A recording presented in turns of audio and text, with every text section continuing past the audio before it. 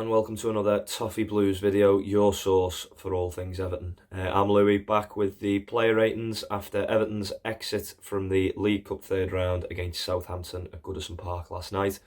We'll start with the game as a whole.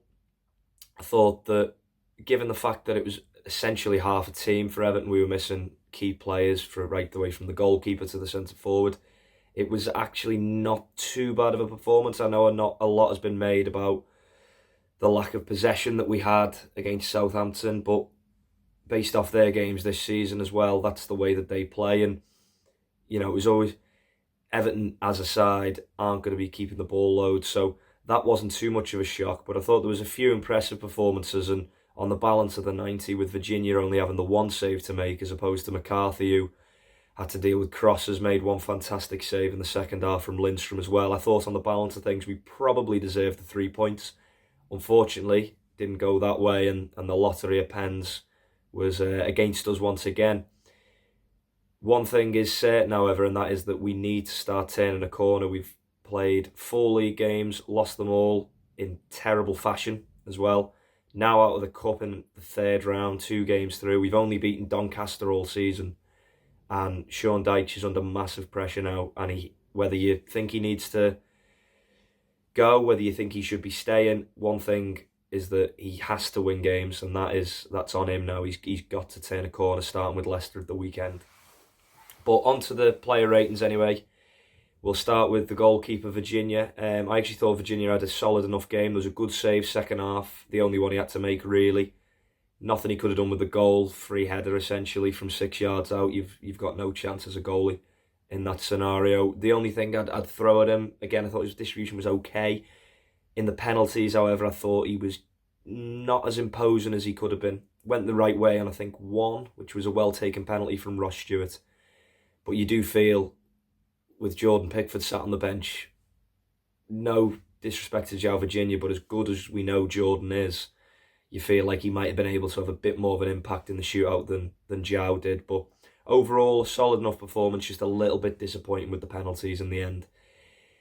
On to Roman Dixon next. Really impressed with him, to be fair. Clearly a lot of areas in his game that need working on. I'm sure a loan move would help most of them out, particularly defensively, but he's full of enthusiasm. He's got loads and loads of pace to his game, and it was an encouraging display from the young fullback, so 6.5 for me. Michael Keane next. I thought it was Keane's best game of the season by some distance. Led the team really well. You know, it was a young squad out there as a senior pro, and his leadership was quite good, I thought, last night. His play on the ball was decent. He was good in the air. Didn't really get done in behind like he has been in the first few games, and it was a strong enough performance, and always respect to whoever obviously takes a penalty, particularly centre half. So a good game from Michael Keane, and a 6.5. That's not me saying he should be starting at the weekend, by the way, just saying he had a good game.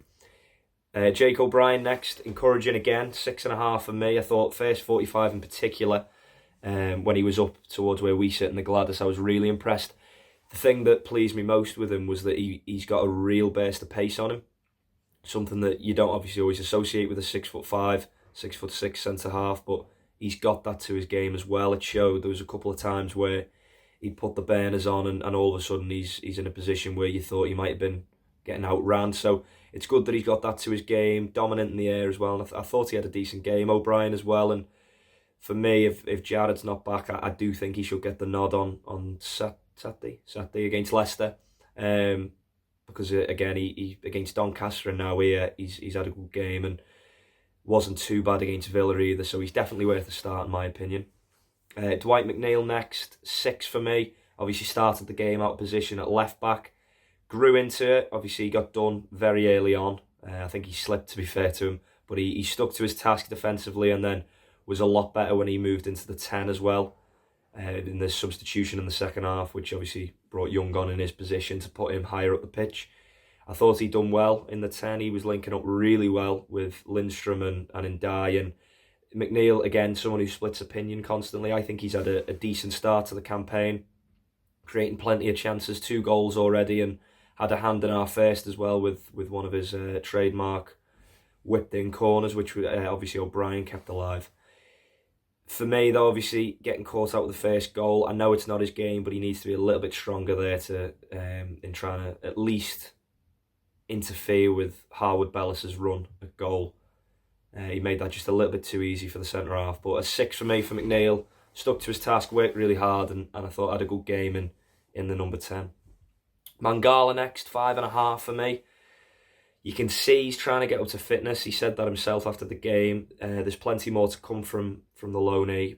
However, a little bit of a passenger at times. Tidy enough in possession. I don't really remember him giving the ball away. Good in tight areas.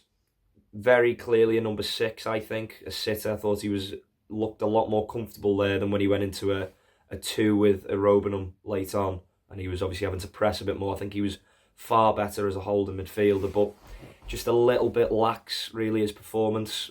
Didn't really win the ball back too much. When you think of players who play the style Mangala was, you think of the Gareth Barry, Alan types, and I think they won the ball a lot more than he did last night. But I'm sure there's plenty more to come from him once he gets himself up to speed. But a 5.5 for me. Armstrong up next, 6.5. I thought really encouraging display. Again, it's laid on the chance for Beto early doors. Good save again from McCarthy at his near post. That come from his ambition, his desire to want the ball and go forward. And the thing that I thought stood out most for Harrison Armstrong for me was you could see he looked up to speed with the game. I didn't think that he was looking tired or looking like he was going to get overrun. Now, obviously that is his job. He's expected to be that. But for a 17-year-old to be able to, keep up with other midfielders and actually look like they're outrunning them and still fitter is encouraging. So obviously there's probably zero chance he'll start at the weekend, and I don't think he should. I don't think he's ready for that yet. But again, similar to Dixon, very clear to see that it's another good young prospect coming through the academy who maybe alone might really help. But a good performance from young Armstrong and a 6.5 for me. Lindstrøm next. I'll probably split opinion with this one, but I thought Jesper Lindstrøm was Everton's man of the match last night. I'd give him a 7. Should have scored at least one of the 2 chances. I think the one in the first half was particularly poor. The one in the second half was outstanding goalkeeping from McCarthy to narrow the angle. You could see as where we were sat in the Gladys, he was closing off all the space. I didn't know where he was supposed to put it, so there was absolutely no chance he would have. But the one in the first half I thought he should have done better with. But aside from that, huge improvements from his pre-season displays and his displays off the bench and against Doncaster at home in the previous round. He looked really dangerous, linking up with Ndai as well and McNeil when they went to the 3. I thought that looked really, really solid. There was loads of flicks and tricks and all that kind of stuff, but having technical players makes a big difference, and that's what they are. But Lindstrøm, as I say, I thought he was a really solid performance from him, and a 7 for me. As I say, should have come away from the night with at least 1 goal, and really should have put it out of sight with 2. But for me, again, not quite worthy of a start just yet, but really encouraging signs again.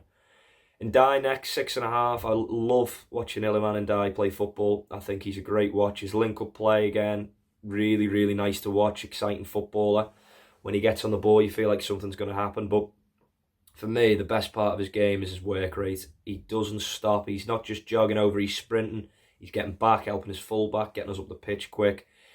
He is, I think, a really good signing and continued his strong start to life at Everton despite the poor result. So a 6.5 for Ndai. Beto next, 5. As I say, I'm not his biggest fan, but I didn't think he had a very good game at all. His hold-up play was not really there again. Can't recall him winning too many headers. Done well to create the chance for Lindstrøm, to be fair, which comes from his work rate. You can never knock that with Beto. He's always putting himself about, which you've got to respect, obviously. So he done well to create that chance, but I actually thought we looked more dangerous and a better team when he went off, despite the fact, of course, there was a few times where it was frustrating where Harrison would fizz one across the box or Lindstrøm would cut back and there's no striker there. So I understand that frustration, but I don't think he was really offering us anything, to be honest. So a 5 out of 10 for me for Beto. Ashley Young next, gutted for him. He already gets enough stick. He didn't need that as well. 6 out of 10 though for me when he was on. He was solid enough in the game, didn't really do much wrong. One time where I wasn't sure if he was shooting or crossing, I don't think he was either, but a 6 for me. And it's a shame for Young because he seems to be summing up the bad luck that's going on at Everton at the minute. Everything seems to happen to him, and there was a feeling of inevitability when he come up to take the penalty that virtually everyone in the ground knew at that point that we were going out, and that's kind of the way his Everton's career is going. And I think he could do with a bit of time off the team himself. So hopefully Seamus is back at the weekend. But a 6 for Young, because anyone can miss a penalty. He hit the target, and at the end of the day, he saved it. So we move on. Harrison next, 6 again. Plenty of legs when he come on. You know he's going to work hard. Could not believe when the referee booked him. I thought the ref had a pretty terrible game, if I'm being honest. But Harrison, solid enough. Good penalty as well. Pressure situation. Kept us cool. 6 out of 10 for me. And then Tim Arobenham, 6.5. I thought he was really good when he come on, actually. Broke up play really well. Was impactful, I think the word that you would use to describe him, in what was a good cameo from the central midfielder. And I think that was all the subs. Again, just trying to forget about it, as we are with all these games at the start of the season. It's not been great for Evertonians in this early stage of the season. The campaign has been very grim up to now. Hopefully it changes at the weekend against Leicester. We're out of a cup competition that we were never going to win, if we're being honest. There's seeding going into it, so there's no point even entering. We all know which 2 teams will be in the final, and it'll be between 6 of them. So we're out of the cup, which is never nice. And hopefully we can start to turn a corner against Leicester with Jared coming back, Patterson fit, hopefully Pickford, Calvert-Lewin, Tarkowski, they're all back. And we can start looking up the table rather than worrying. But Sean Dyche needs to start winning games before things turn toxic at Goodison Park. Thanks for listening. Let us know all your comments below. Up the toffees. Speak to you soon.